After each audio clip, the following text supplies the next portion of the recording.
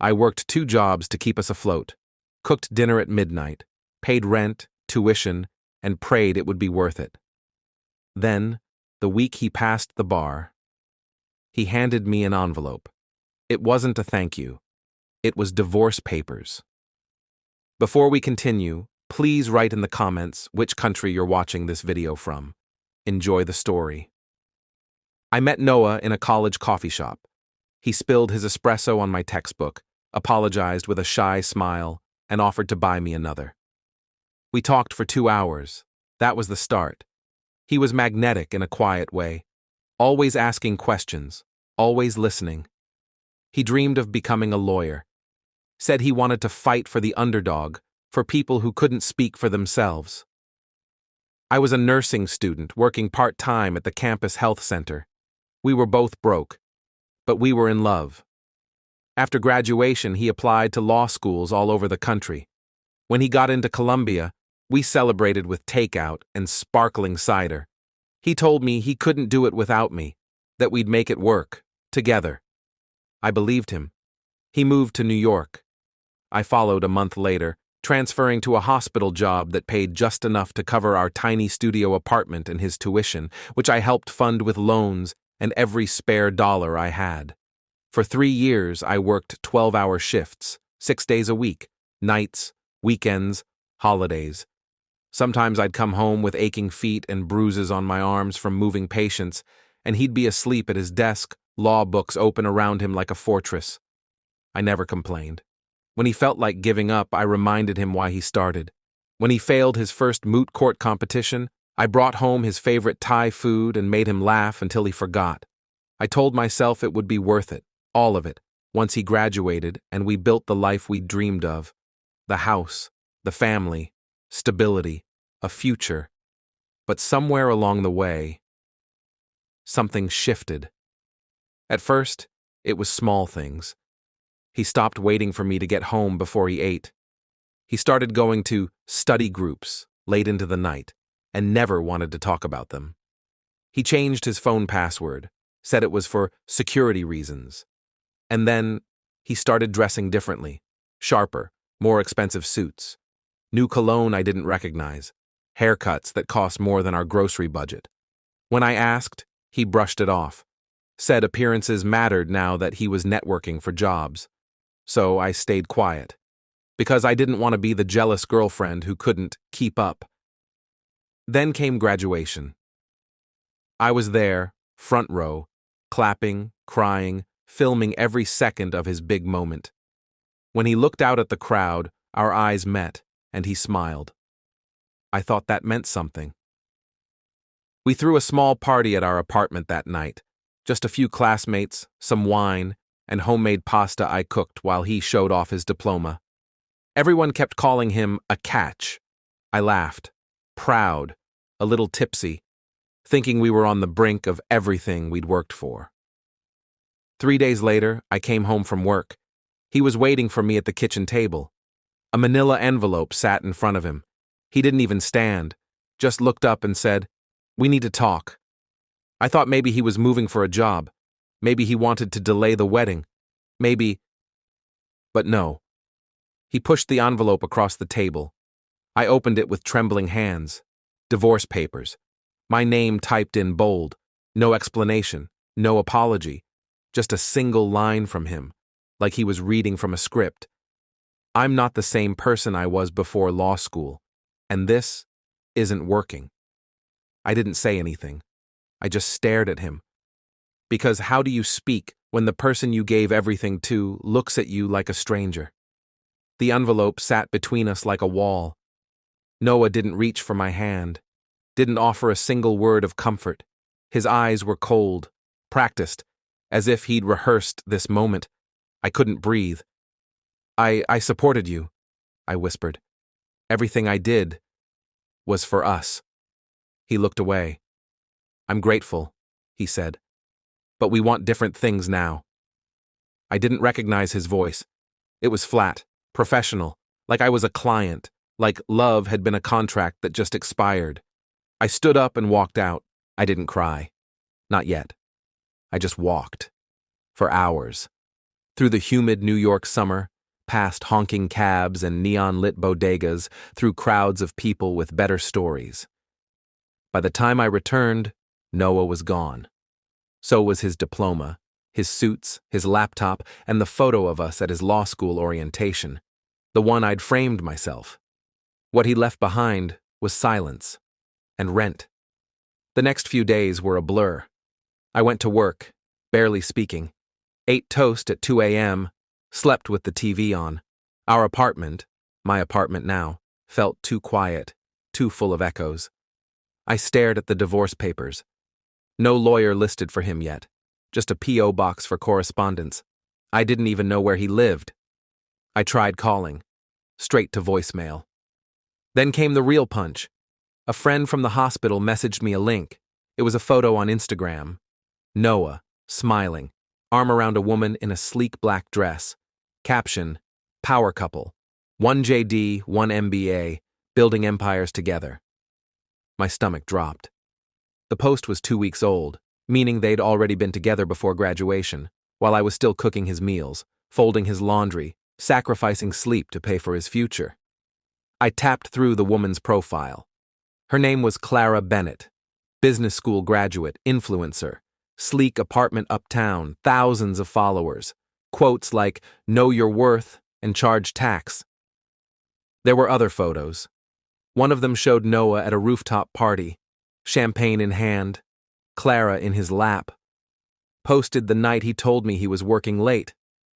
My hands shook. Not just from anger, but from the betrayal that ran deeper than words. He hadn't just left me. He'd replaced me, rewritten the story we built and cast me as a footnote. But I wasn't done. I went to our shared bank account. He hadn't touched it yet. But I noticed something strange. A series of small, frequent transfers to a new account. Amounts just low enough to go unnoticed. $200, $350, $180, over and over for months. I pulled the statements. The total? Over $8,000. I'd thought we were broke, skipping dinners out, canceling weekend trips, watching every dollar, while he was quietly draining the account. I contacted the bank. They said he had full access.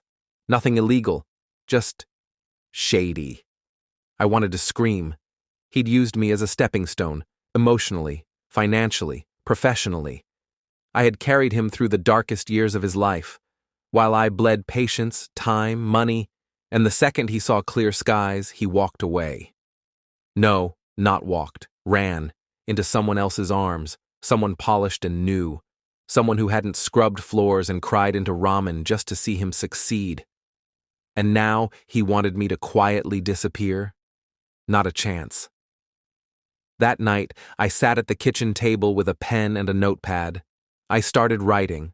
Not a letter, not a journal, a list. Every dollar I'd paid toward his tuition, every late bill I'd covered while he studied, every deposit, every meal, every sacrifice.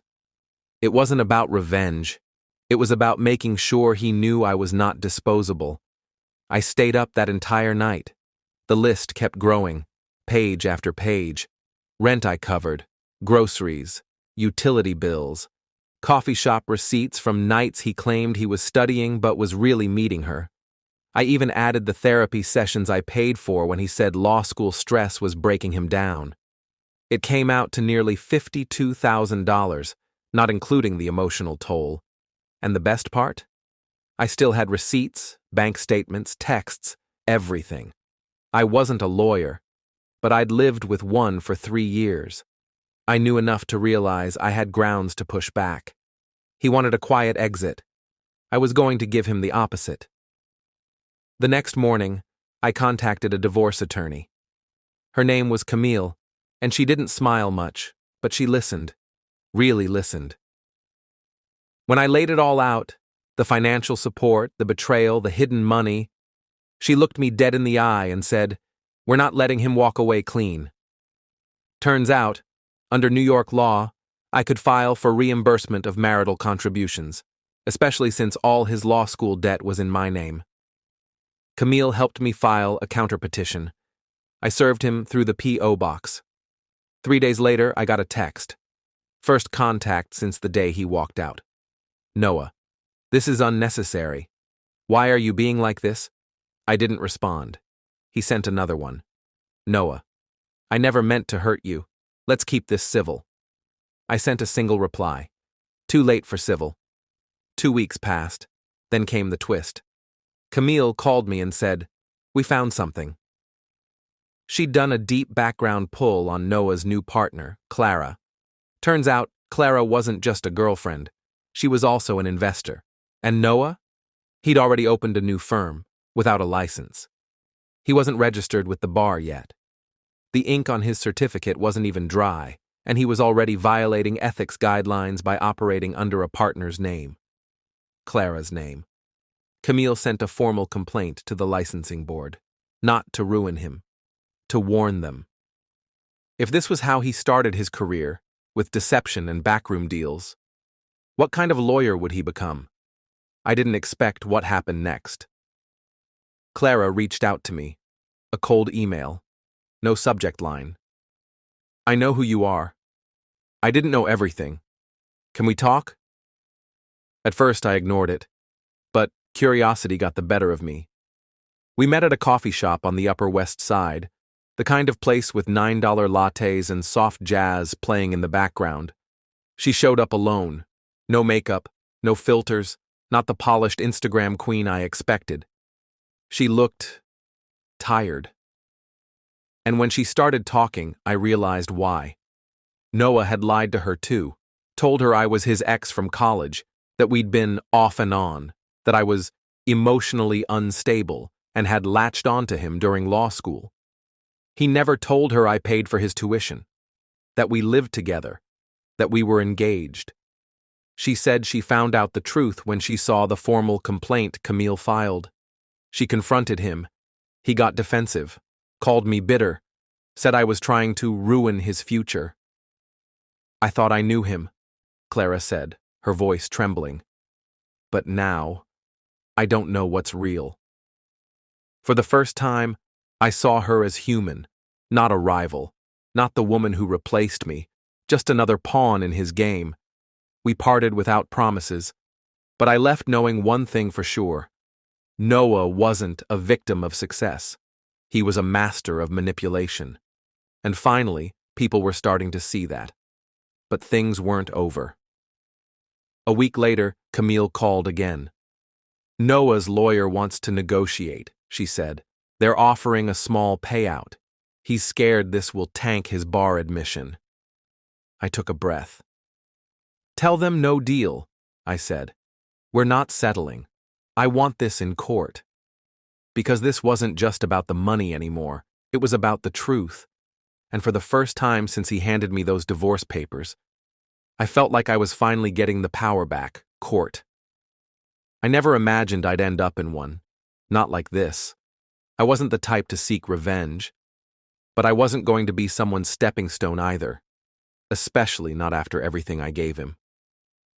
Camille prepped me for the hearing like I was heading into war.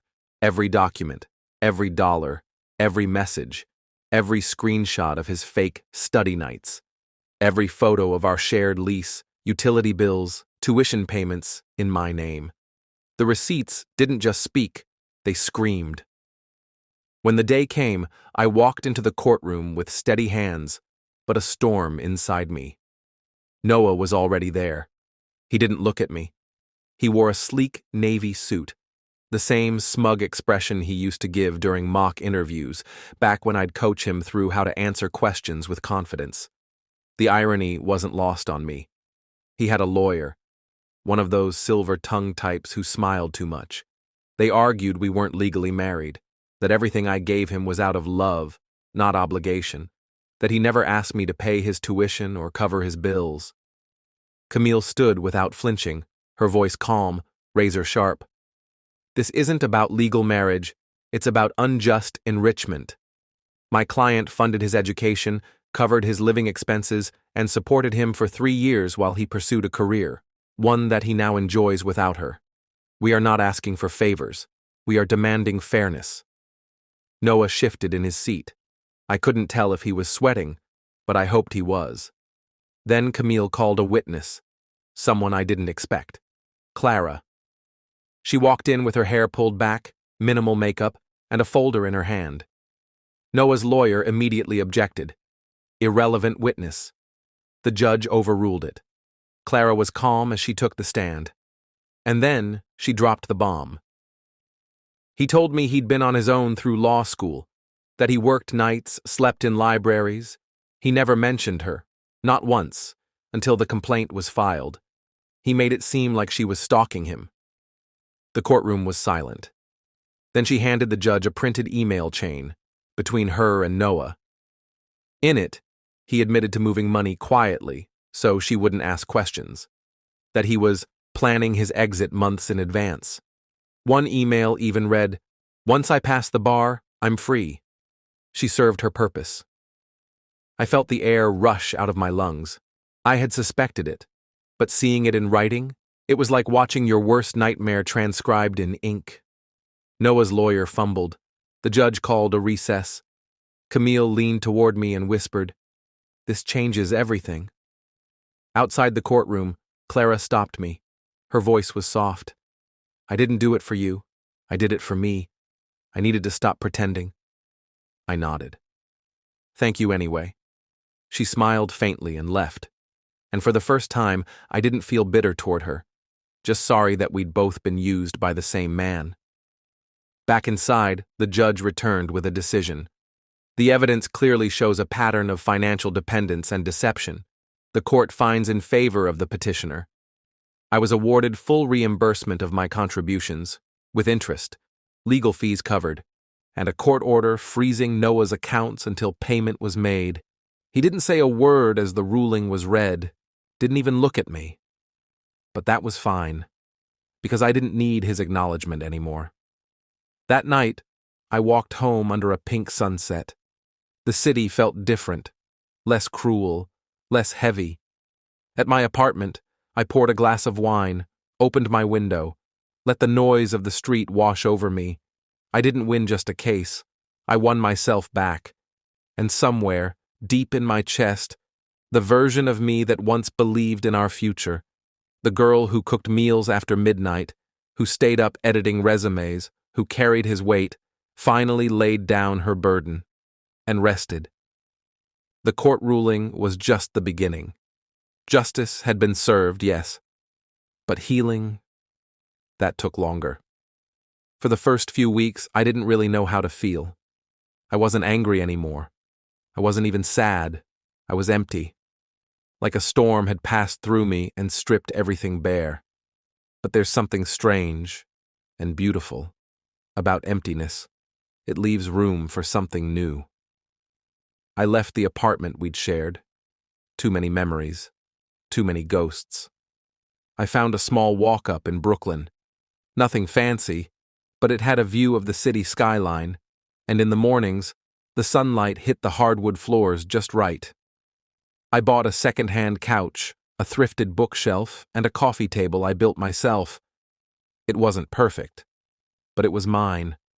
I started doing things I hadn't done in years, sleeping in on weekends, taking walks without checking my phone, cooking just for myself, learning what I liked, not what someone else requested at 2 a.m. One night I sat by the window with a journal in my lap and wrote a letter. Not to Noah. To myself.